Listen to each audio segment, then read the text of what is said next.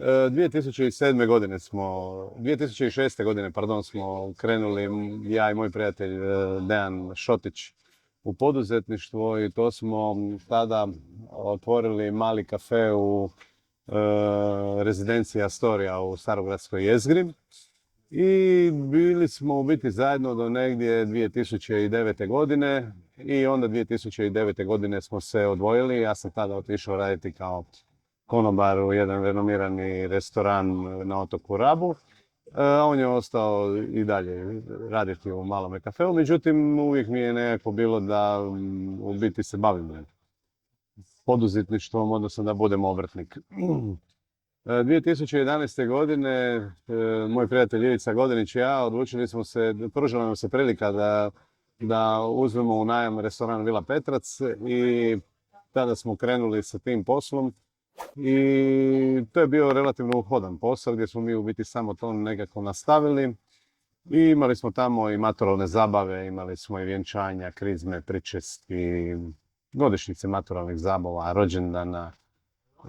Karmine smo čak imali. Bavili smo se a la kartu, međutim spletom okolnosti dogodila se nekakva situacija kod najmodavca gdje smo morali jednostavno napustiti taj objekat. I nakon toga sam skoro već i odustao od tih nekakvih najmova i od tog poduzetništva, ali još uvijek je to nekako buktalo u meni i nakon toga sam otišao raditi u jednu građevinsku firmu gdje sam bio radio jedno 6-7 mjeseci, gdje mi upravo taj vlasnik te građevinske firme pomogao kod ulaza u naš moderator koji, nažalost, evo više ga nema. I 2016. godine smo krenuli u Moderato Cafe. I to je bilo najbolje, znači u Moderatu čitavo vrijeme, to je kao vrhunac. Pa za sada je to vrhunac, što će se dogoditi u nekako buduće vrijeme, to ćemo još vidjeti, ali činjenica je ta da kada smo krenuli, odlučili smo se baviti, znači da to bude nekakav kafe bar koji će najviše se posvetiti džezu, bluzu i rocku, što se tiče tim nekakvim glazbenim smjerovima. I nekako smo se približili našim domaćim ljudima tamo koji su nas u biti prepoznali. Imali smo razne koncerte tamo kod nas gdje su gostovali razni džezeri, pogotovo džezeri. I ljudi su bili jako zadovoljni sa tim koncertima. 2016. godine Bruno Mičetić i ja smo došli na neku ideju da pokrenemo jazz festival na otoku Rabu. I tada smo, s obzirom da je Banova Vila, odnosno gospodin Marin Javoran Cico, isto u tim nekakvim vodama kao i ja bio što se tiče glazbenog opusa, smo pokrenuli zajednički prvi jazz festival na Rabu, to je bilo 2016. godine i koji evo i dan danas djeluje, znači evo sad smo već u 11. godini gdje će se održati opet taj jazz festival.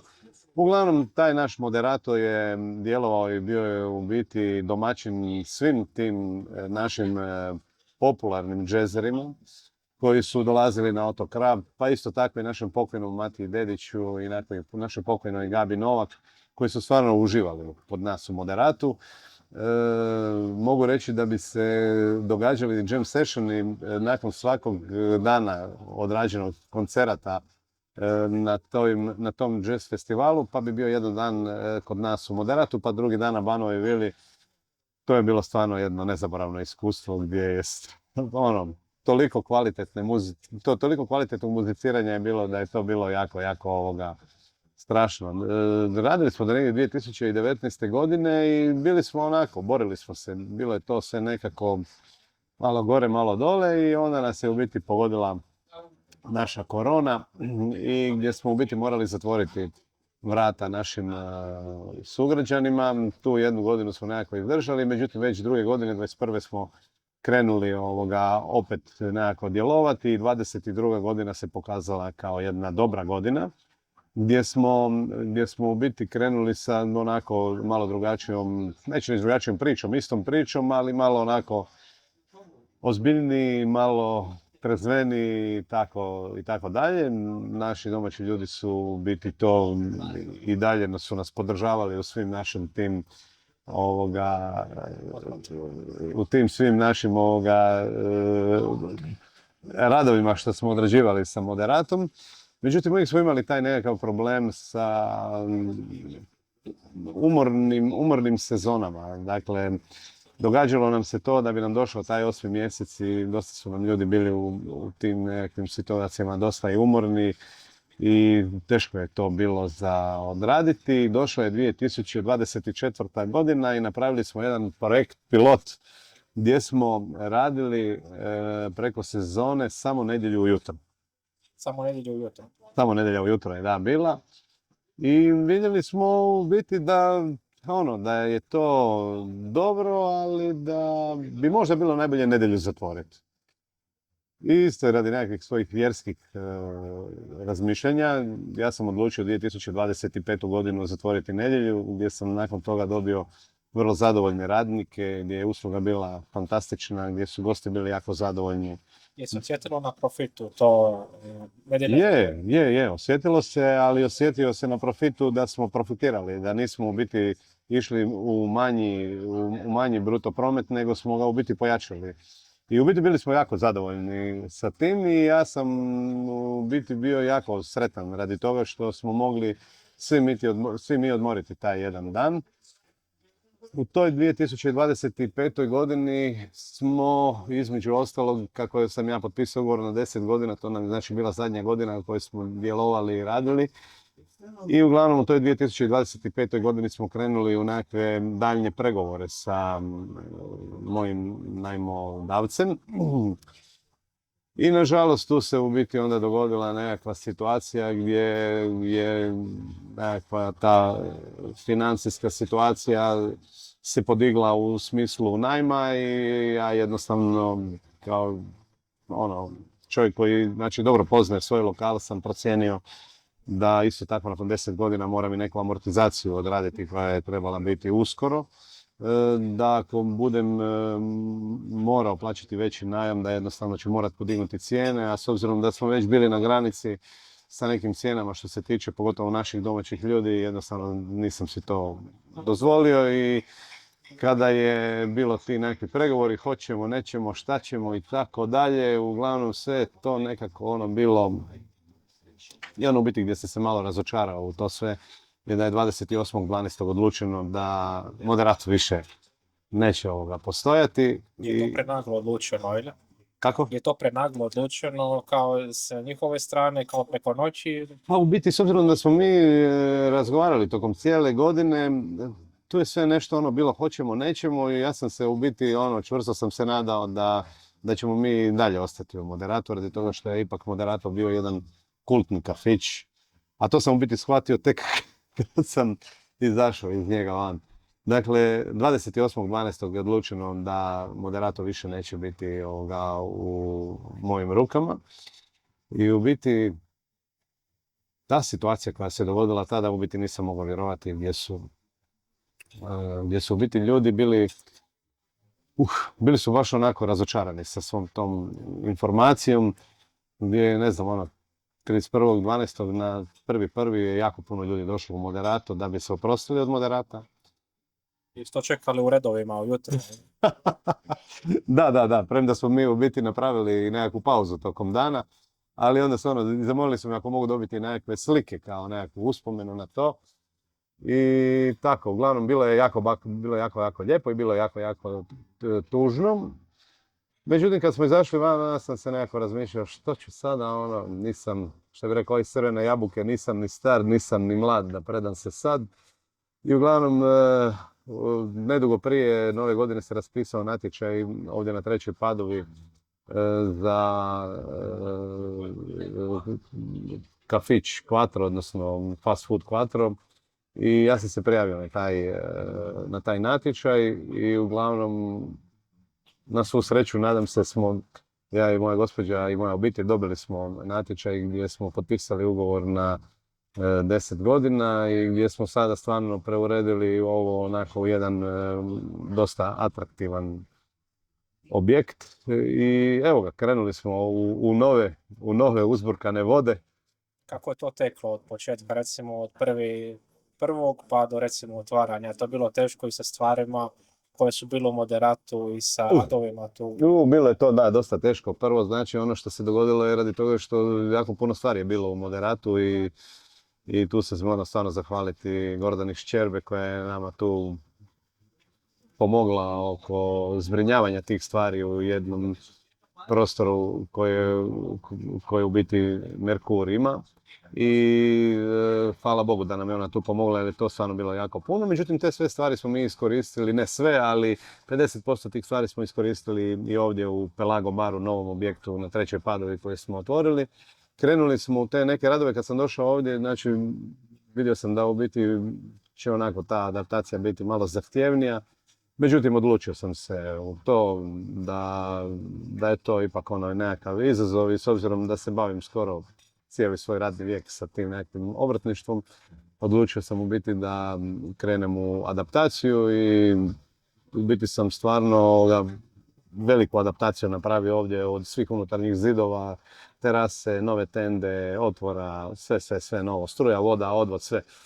I tako i krenuli smo u biti, baš smo u biti sretni da je to sad sve završilo sa tim radovima i kada smo imali prvi dan otvorenja, u stvari mogu reći da je ta adaptacija bila jako brzo. Znači mi smo u jako brzom roku, znači mi smo krenuli sa adaptacijom 24.2. i završili s adaptacijom, odnosno otvorenje je bilo 25.5. Naravno da smo uvijek naletili uvijek na nekakve poteškoće tokom takvo nekakve izgradnje. Međutim, evo, mogu reći da je u jednom trenutku sinhronizacija radova bila onako toliko sinhronizirana gdje je u jednom trenutku bio i električar i vodoinstalater i građevinar i dečki pendi koji su ovdje nam postavljaju tu klima uređaja i tako dalje. I stvarno to je stvarno išlo jako brzo. I evo, 25.5. smo mi u biti otvorili. I to kada ste otvarali, onda i dalje nije bilo potpuno gotovo, onda nego je bilo još... Još su bili nekakvi ti radovi, međutim, s obzirom da nam je već tu malo pomalo odmicalo to neko vrijeme i da smo tada morali jednostavno započeti sa radom, jer između ostalog ljudi koji su radili za mene u Moderatu su me čekali 5 mjeseci, znači dok ja to otvorim i jednostavno sam odlučio 11.5. da ih prijavim i da budu moji radnici i da u biti krenemo u te nekakve nove prijave sa njima jer to su stvarno jedni prekrasni ljudi koji su mi stvarno pomogli kod mog posla. Radnici su zapravo baš željeli kod vas biti, zato su vas čekali toliko dugo. Pa ja se nadam da je to bio razlog, uglavnom da. Radnici su čekali da ja u biti otvorim i da krenemo u biti u nove te pohode, u nove izazove. I evo, došli smo na te nekakve izazove gdje sada na ovom našem novom objektu imamo tu i kuhinju gdje nudimo nekakav objekt brze prehrane, imamo i doručak i ručak i večeru i tako ono. Za sada su nam gosti zadovoljni, imali smo jako veliku potporu naših Rabljana koji su došli ovdje i dan danas dolaze ovdje i gdje u tome nam davaju i podršku i ono stvarno evo mogu svima zahvaliti da nas evo podržavaju u onome što radimo. Pa onda dobro radite, ako vas toliko podržavaju ljudi i radnici i svašta. Pa evo za sada. Dosta inovativno. Da, pa dobro, nije sada to, možda smo malo drugačiji nego neću reći svi ostali, ali malo onako imamo nekako drugačiju tu nekakvu priču gdje pokušavamo malo neke nove okuse našim Rabljanima ovdje znači, predložiti da probaju i tako dalje. Za sada još uvijek je to nekakav početak gdje se još uvijek trudimo i gdje vidimo da to još bi trebalo onako i više rasti, ali ja sam skoro siguran da bi mi već sljedeće ili za 2 godine trebali ovdje biti jedan renomirani objekt koji bi u biti trebao biti na ponos svima nama Rabljanima. Onako lokalni brand neki u tome sve isto. Pa naravno da, s obzirom da smo evo ovdje u Banjolu, s obzirom da je ovo možda i preko zime jedan od prvih objekata u Banjolu koji radi, nadam se da ćemo zadovoljiti i zajednicu Banjola, naravno nekim. Koji su problemi u hrvatskom ugostiteljstvu, ovako recimo i kod nas i općenito u nekim... Pa dobro, sada kada to sve malo nekako pogledamo, znači moje osobno mišljenje je da su dosta veliki porezi, gdje se po tim porezima i formiraju cijene tih naših proizvoda koje mi, odnosno tih tih naših napitaka, hrane, ručkova, večera i tako dalje, gdje se formiraju dosta visoke cijene i gdje jednostavno se osjeti da više taj gost nije toliko bezbrižan kod odlaska na te nekakve večere, kod odlaska na nekakve ručkove, na pića i tako dalje. Ali, evo, to je jedan od tih nekako malo većih problema, a jedan od sekundarnih problema koji je u biti zahvatio cijelu našu Hrvatsku nekakav deficit sa radnicima i tu se moramo dosta obratiti zemljama trećega svijeta. Meni momentalno ovdje u Moderatu radi samo jedna osoba, nas je 10 ovdje i samo jedna osoba nam radi izvan Europske unije. Međutim, ja sam iskreno sa njom stvarno jako zadovoljan, ona je već 3. godinu ovdje kod mene i ja u biti već smatram da je domaća. Otkud je? Iz Makedonije. Iz Makedonije. Je. Dobro, oni su na glasu kao dobri radnici. Je, znači mogu reći ovo što sam imao iskustva i u biti najviše sam imao iskustva sa njima, mogu reći da su stvarno jedni korektni ljudi i vrlo topli. A što biste rekli za ono kada netko kaže da su ugostitelji lopovi, da potkradaju recimo radnike, da ih iskorištavaju? Što na to reći ovako? Pa ne znam, ja osobno mislim da je velika mana svih nas, da je uvijek u tuđem vrtu zelenija trava i da svi mi mislimo da je negdje drugdje bolje, da neko drugdje bolje radi, da je nekakav drugi posao bolji nego naš. Jednostavno se više uopće niti ne obazirem na takve nekakve stvari. Imam neku svoju čistu savjest gdje ja svoj posao odrađujem korektno i gdje jednostavno me takve neke stvari u biti niti ne interesiraju. Pa mislim, čini sezona u sezonu se vraćaju ljudi, radnici, onda je to i dobar pokazatelj nekako. Pa mislim da je to jedan pokazatelj gdje smo mi kao nekakvi poslodavci, naš obrat, da je ok, da ljudi su zadovoljni ovdje kod nas. Nadam se da će to tako ostati i dalje. Ovo jest neki malo drugačiji, novi izazov koji je ovdje za nas, ali nadam se da ćemo kroz ove neke muke koje svi mi imamo na početku, da ćemo mi u biti to nekako dopeljati opet na jedan dobar glas i da će ti ljudi koji rade ovdje kod nas se zadržati kao što su i do sada radili kod nas. A je istina, znači se priča neko mišljenje da hrvatsko ugostiteljstvo propada i to kako se svake godine priča iznova i onda se stječe dojam kao da je to samo tko naleti i to je to.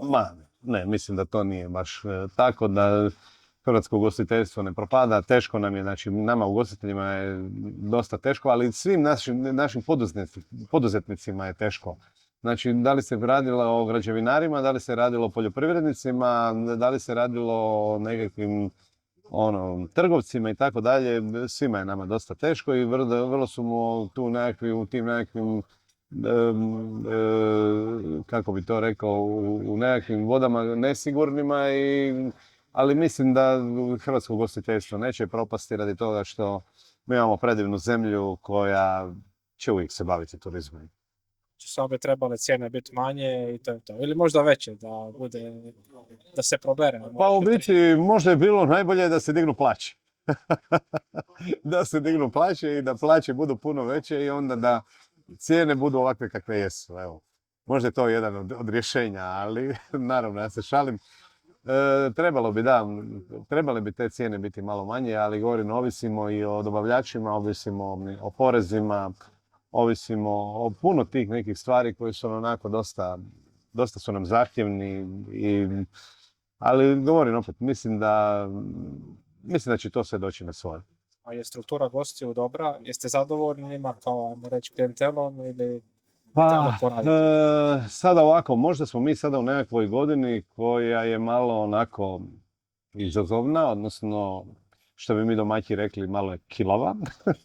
Vidjet ćemo sad šta će se dogoditi od ovog sljedećeg tjedna i nadamo se da će to biti i dalje kako treba. Međutim, ono što možemo primijetiti ovdje gdje imam povrat informacije od mojih konobara koji ovdje rade, da im je u biti lošiji tringet, lošija napojnica nego što je bila u Moderatu. Mi ovdje radimo više sa stranim ljudima nego što smo radili tada u Moderatu. I to je možda čak i pokazatelj da su isto ti i naši gosti dosta oprezni, da više nisu onako, kako bi rekao, kao što su bili prije. Znači možda se nešto događa, kao ono nekakva geopolitička situacija, možda uzrokuje nešto drugo. Pa moguće da je, da, naravno, da svugdje je kriza, mislim, to sve vidimo i pumpaju nas sa tim krizama i tako dalje, vidimo da su naši najbolji gosti koji su, mislim, najbrojniji turisti koji su na otoku su nam Njemci. I naravno da oni svi dobivaju informacije da je kriza i naravno da je kriza gore kod njih i da su oni tu oprezni u tome svemu, još uz to što su se morale podignuti cijene i kod smještaja i kod nas ugostitelja i tako dalje. Mislim, ono, naravno da su oni vrlo oprezni kod plaćanja. Kakvi su hrvatski gosti? Jesu bolji, loši ili recimo domaći? Znači, ja osobno mislim da su svi gosti dobri gosti i mislim da to i tako moje osoblje isto misli da su svi gosti dobri gosti. Međutim, sada što se tiče potrošnje, naš domaći čovjek je u biti vrlo zahvalan. Mi možemo biti stvarno zahvalni na njima. Oni su onako vrlo izdašni i mislim da su onako puno manje gledaju na nekakvu cijenu te hrane ili tog pića nego što to recimo se događa kod Njemaca, evo, ajmo reći, na primjer Njemaca. Se osjeti porast domaćih gosti unazad recimo 5 godina i sad? Pa evo, Koliko znam, domaći, da, hrvatski su kao nekom službenom porastu, ali sad je to pitanje vjerojatno subjektivno za svakog iz. pa da, mislim, evo, ja tu mogu reći samo da kada smo imali ove produžene vikende, odnosno praznike, da su jako puno ljudi došlo iz Hrvatske posjetiti nas na otok i gdje smo u biti velika većina nas ugostitelja u tom periodu jako lijepo radili. Kada nam je završila sada škola, vjerojatno se tu još malo čekaju neke ali mislim da je nekakav porast hrvatskog turizma, odnosno hrvatskih turista brojniji nego unazad 5-6-7 godina.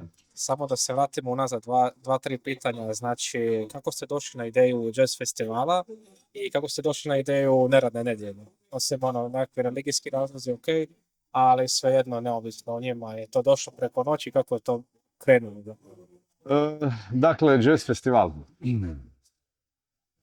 1998. godine sam se zaposlio u hotelu Bonavija i tada sam počeo raditi u njihovom jazz klubu kojeg je u biti osnovao Boško Petrović. I kad sam došao tamo, u biti mi je onako bilo dosta teška ta muzika koju smo tamo morali slušati, s obzirom da je to bio jazz cafe. Međutim, svakog četvrtka Elvis Stanić i Mary Trošelj Group su imali koncert gdje je prezentacija te muzike sasvim nešto deseto.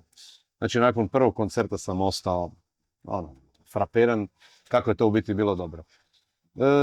I između ostalog, znači, do 2000. godine sam upijao tu glazbu i u biti nakon 2000. godine sam i počeo slušati tu glazbu. I kada sam otvorio, znači, Moderato Cafe, tada je bilo da ćemo biti nekako malo drugačiji i ono što sam rekao je smjer bio, muzički dio, jazz, blues, rock, gdje su se odrađivali samo live jazz koncerti u Moderatu. 2016. godine, s obzirom da se tada na otoku nije bilo nekakav, kao recimo što je sada, što nam se događaju, imamo dosta tih događaja glazbenih. Kako nije bilo toga previše, odlučili smo se, Marin Javoran, ja i Bruno Mičetić, da pokrenemo taj jazz festival. I naravno da uz pomoć grada to ne bi uspjeli. Znači, grad nam je u tome stvarno jako puno pomogao, isfinancirao je i više nego što smo mi planirali da će to biti i grad je već sljedeće godine preuzeo to na sebe u organizaciji i mogu reći da su dopeljali ovdje stvarno jednu elitu džeza na otok gdje možda ljudi koji nisu upoznati previše sa džez glazbom nisu ni svjesni kakva je to elita bila na Rabu u smislu džeza. Znači recimo Trio Rosenberg, to su svjetski najjači gypsy džezeri, mislim od toga više nema. I tako dalje. A što se tiče rada nedjeljom, nikad nisam zamišljao da ću kada budem bio poduzetnik imati slobodan dan. Međutim, sam shvatio da odmoran radnik je u biti ključ uspjeha. I zato sam se u biti odlučio da ću biti jedan dan zatvoren, a s obzirom na moj taj neki vjerski dio sam odlučio da će to biti nedjelja. To je super. I onda je to krenulo sve bolje i bolje i uopće se ne osjeti. Znači, prošla godina, 2025. je bila financijski u brutu najbolja godina u moderatu. Znači, najbolja godina u moderatu i mislim da je to rješenje svih naših problema što se tiče radnika, u biti djelatnika koji će raditi za nas. Je bi se trebalo možda malo ohrabriti druge da nedjelju zatvore ili... Pa onako, kada ja tu nekada se pričam i razgovaram sa svojim kolegama i tako, dolazi mi na neke bravo, a dolazi mi na neke kako to mi turistički, mi ovo, mi ono i tako dalje. Da, svi imaju pravo, ali ja osobno mislim da ipak je ključ uspjeha odmoran radnik. Šta ćemo reći za kraj ljudima? Ha ništa, šta da vam kažem, evo ga, tu smo i dalje, živi smo, obrt je i dalje funkcionira, mi smo i dalje zadovoljni i veseli i uvijek ste nam dobrodošli kao i svugdje gdje sam da ja do sada imao obrt. Evo, dođite u Pelago bar na 3. Padovu, želim vam da budete sretni, zdravi i veseli. Evo, hvala, svaka čast. Hvala vam.